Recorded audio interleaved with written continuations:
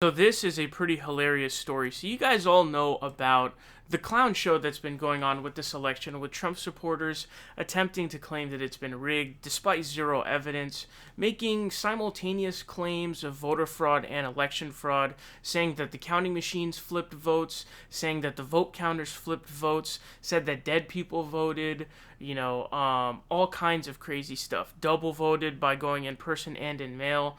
They're just trying to do everything, throw, the strategy where you just throw everything at the wall, see what sticks. That's essentially what it's been. So what's hilarious is one of the only voter fraud cases we've seen this entire election cycle has now found to be a Trump supporter. So this article states, Pennsylvania Trump supporter charged with voter fraud.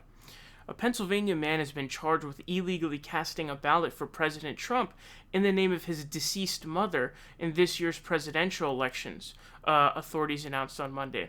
So the guy's name is Bruce Bartman.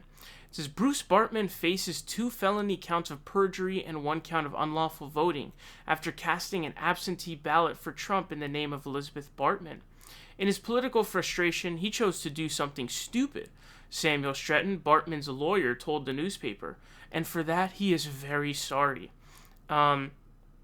It says Jack Stollsteimer, who's the district attorney, told reporters at a news conference Bartman admitted he was able to register his dead mother to vote online and request an absentee ballot in her name, which he filled out and submitted.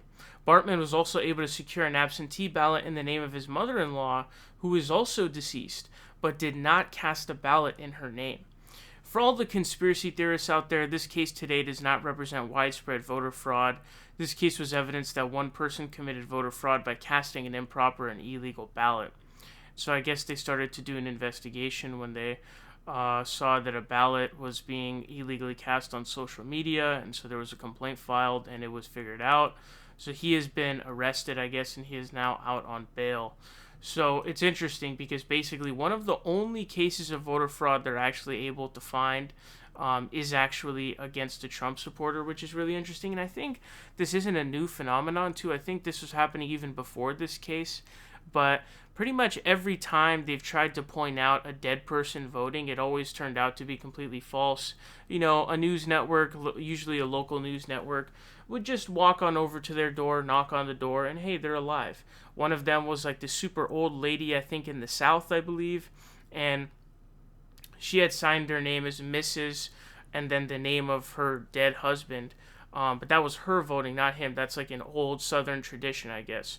So they're kind of going after their own voter base there, which is kind of funny actually. So it's interesting to see. I don't know how many years he's gonna get for doing that. That's a pretty hefty thing for voter fraud like that, to try to vote in the name of your dead mom. It's kind of crazy. I mean, I don't know. It's interesting. I don't know how many years he's gonna end up getting, but this is definitely not a good look for the guy, and he might be in trouble.